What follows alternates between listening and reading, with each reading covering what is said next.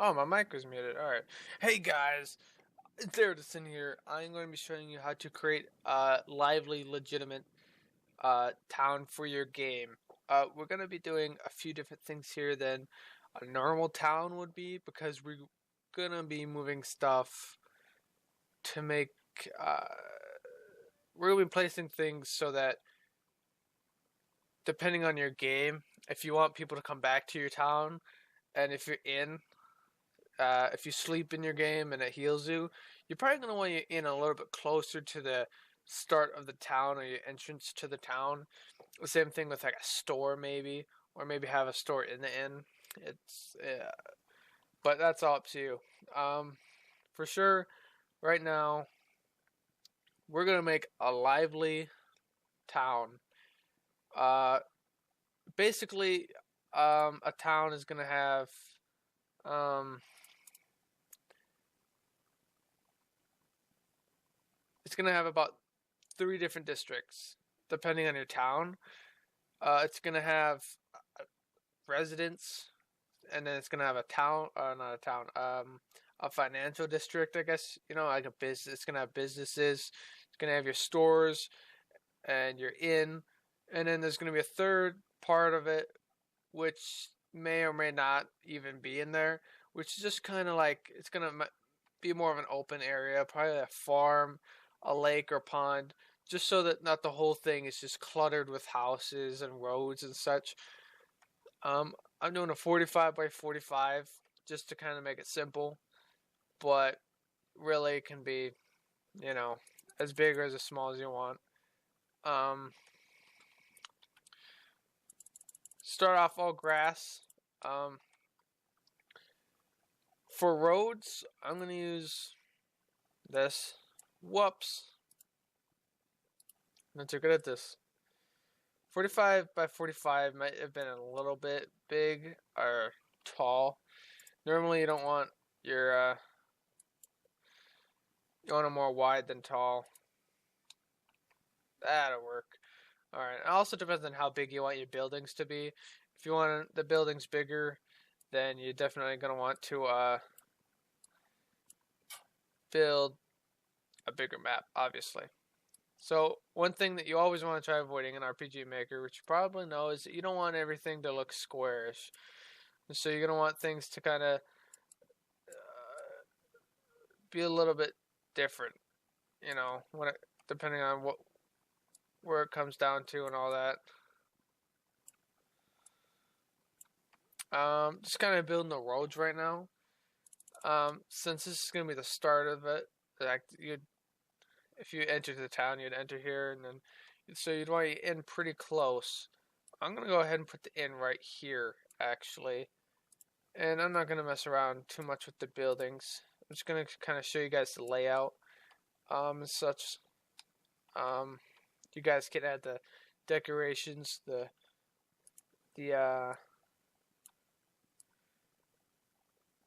can add the doors and the windows yourself. But yeah, you want your buildings to look different. You never want 2 buildings to look the same, especially right next to each other. Because it doesn't look as good. Trust me. Variety in every game is always something. That's why Call of Duty gets bashed for rehashing, because it's so much of the same that people can't handle it. Alright.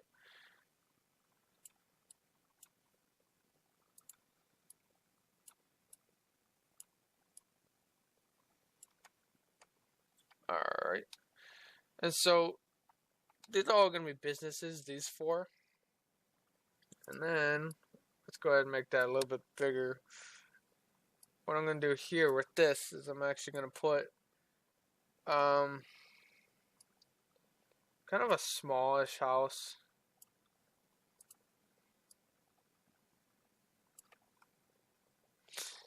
And I do believe that we have statues, yes.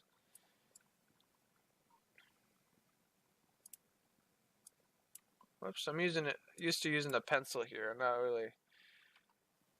Alright. So, you're going to want all your businesses close together. You're going to want the inn close to the start of the map and the store. Oh, we got signs here. So, it's going to be inn. It's going to be store. It's going to be like a magic shop right here. And then, you know, whatever you want over here. Random stuff. And this up here could be your residence area. When it comes to residential buildings, you can really make them small. It might not look the best, but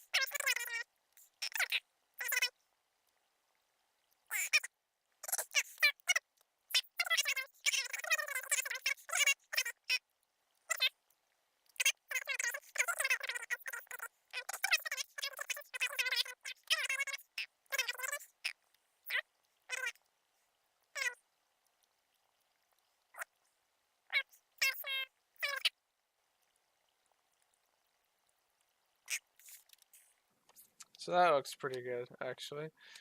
Got a small-ish area down there. A lot of people add a lot of farms. I wouldn't add a lot of farms. I really wouldn't. Except for the farmer himself having a farm. And I don't like the way that fence looks when it lines up to the edge of the map there. So I'm going to put his farm over here. And I'm going to make his farm pretty big. It's going to cut into that guy's roof there. So we're not going to be able to do that. Unless we get rid of him. I'm going to get rid of him.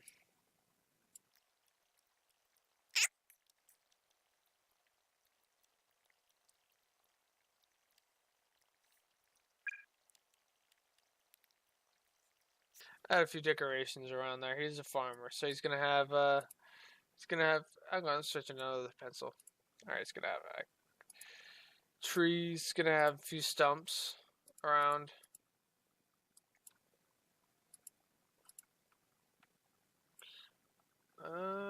The shadow.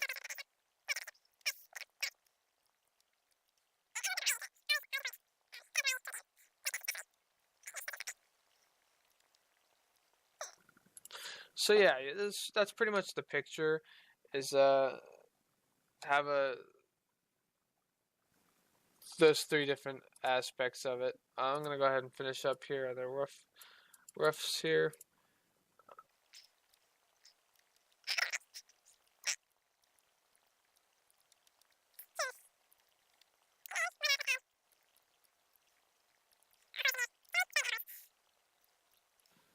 So yeah, add some things to make it lively. Have people walking around, and not in small squares, and not random.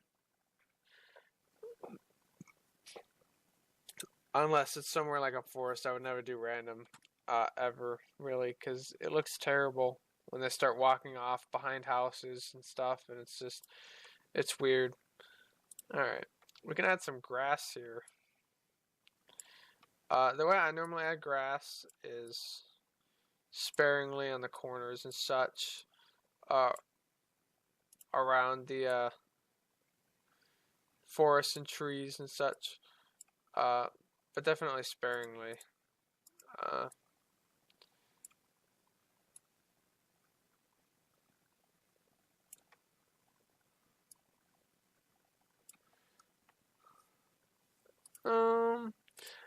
Yeah, I think that's pretty good. The way a character walks over this is it looks like it's tall grass, so that's why I kind of use it sparingly. Is but adding that different levels of details onto a game really do they help a lot. So if one thing that you can actually do in a game, which is a lot of awesome, like it's simple and awesome, is putting part of the map on like a pedestal. I was kind of like to do that with the houses here. However, I can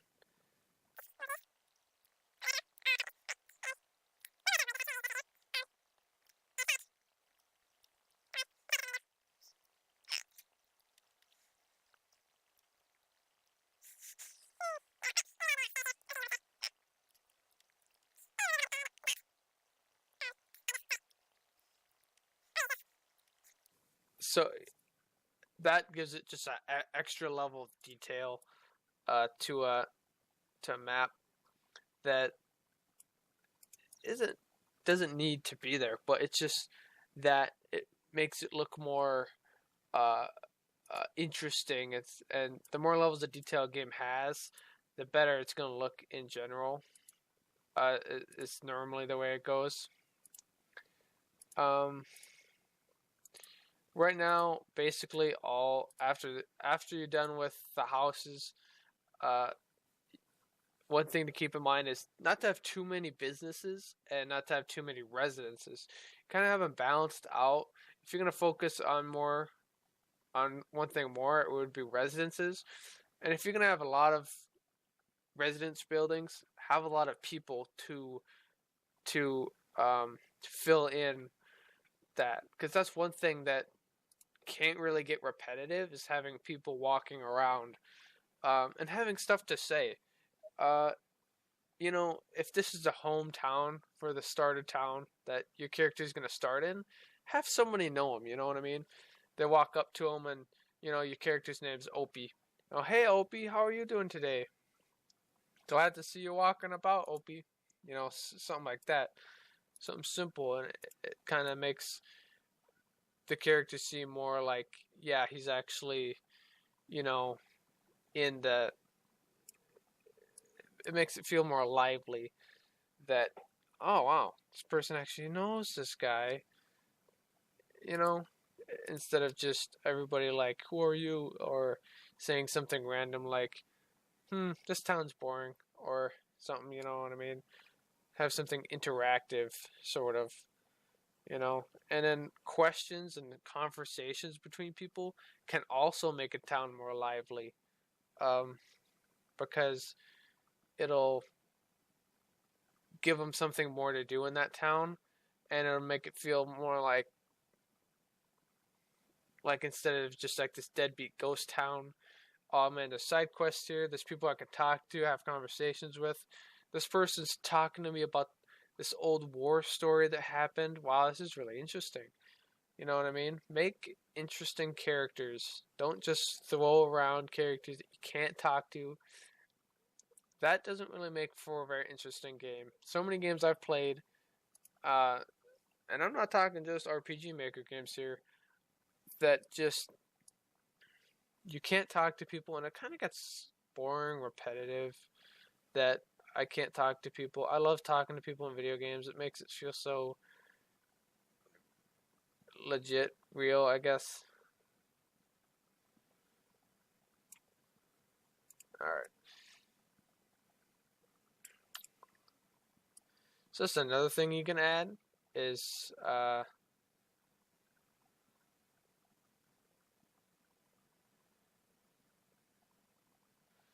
something like this.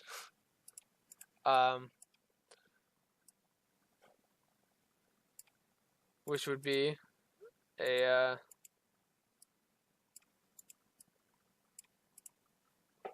pond, a river, or something like that. And we do have bridges in here. We have these weird bridges. I think we might have more. Yes, up here, that's right. So we're going to go ahead and add a bridge here.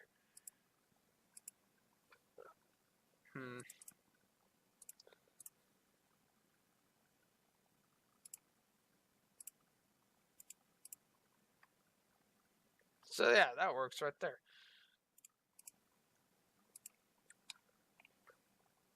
And then of course, like everything in this game, you're going to want to add a little bit of detail to your pond. You know, you're not going to want it super bland or boring.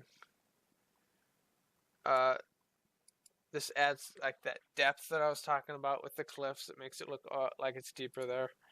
Add a little bit of foliage, maybe if it's a pond. That's kind of a lot. That works.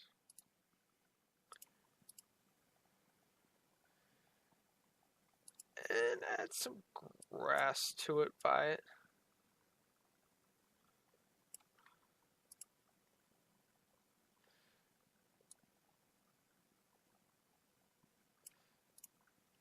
Yeah, so this is really starting to come together, you know what I mean? This actually looks really interesting, a place that somebody might want to go to and explore, you know what I mean?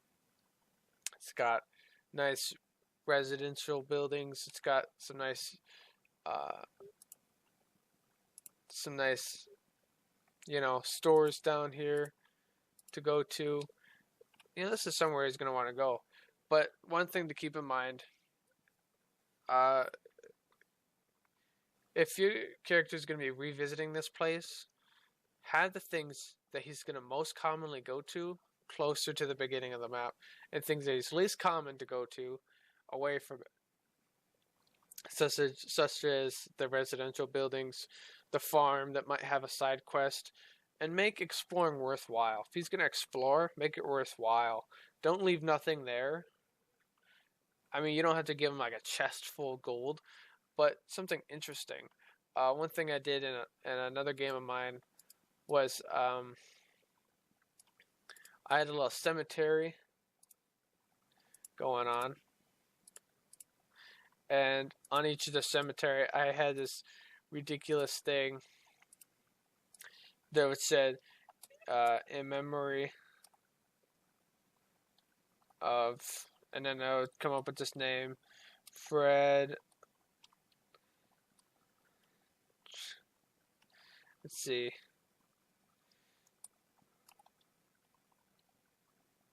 Well, I don't know how to spell. Fred one-legged gopher. Goofer. You know what I mean? And then right after that, died with 2 legs.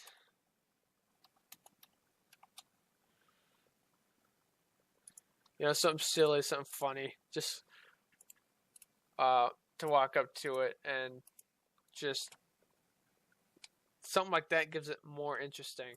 Or like a statue, you know, make it say to all the heroes in Skyrim. You know what I mean?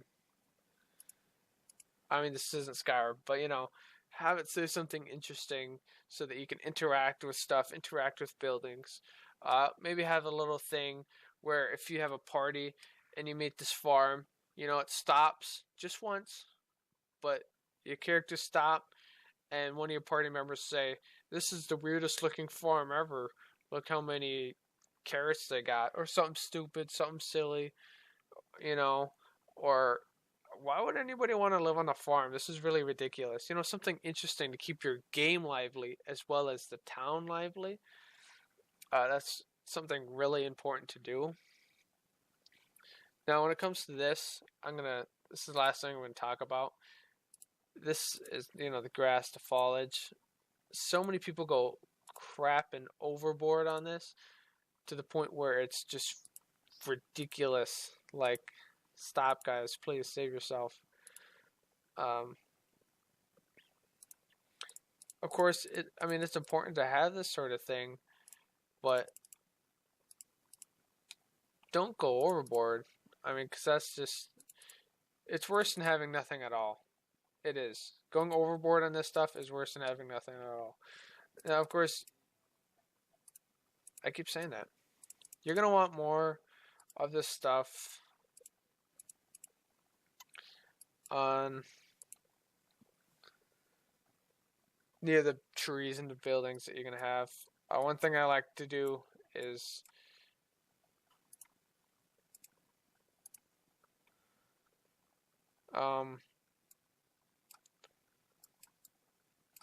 have trees going off to the side of the map here. I like doing that. Just kind of give it like there's a forest going out over there, and and even if you want to make a forest explorable over there, a lot of times I'll do something like this, just so you know that's because unlike other games, engines like this or editors, you can't just it's got to be one square for the teleport. Otherwise, you got to copy and paste along the whole thing.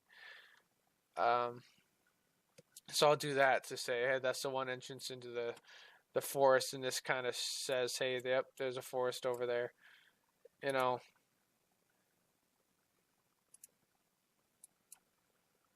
of add, yep, definitely a forest over there. That's where this is heading. So that's how you make a lively town. Add the characters, add the conversations, add the side quests, interesting side quests. Not side quests where you go grab 5 apples. Stop that. But interesting side quests, Maybe something's eating this guy's plants, and he thinks it's just some rabbits that you have to catch, but it's like this werewolf guy, and he's got this terrible background, and you have a choice. You could try to find a potion to save him, or you gotta kill him and just get it over with. Just be evil. But yeah, if you want to have a good game, lively towns are the number one way to do it, because it's the one place where your characters are going to be the most, is towns, and then the overworld. So definitely make that interesting, make it interactive, plenty of people. Don't go overboard on the foliage. Have plenty of different unique buildings and places and stuff. Have places to explore. If you're going to have places to explore, make it where it's satisfying and not more punishing to explore than it is satisfying or rewarding. And overall, just add your own art style to it. If I had to add one last thing, add your own art style. Definitely. Never try to copy somebody exactly in what they do with a different game. Add your style. Make it your game. Add your fingerprint. Make it special. So if you like this video, go ahead and rate, comment, subscribe for more. I really appreciate the feedback. So if you guys have any comments, go ahead and leave them down below. Any thoughts, leave them down below. I'm there to sin. Peace out.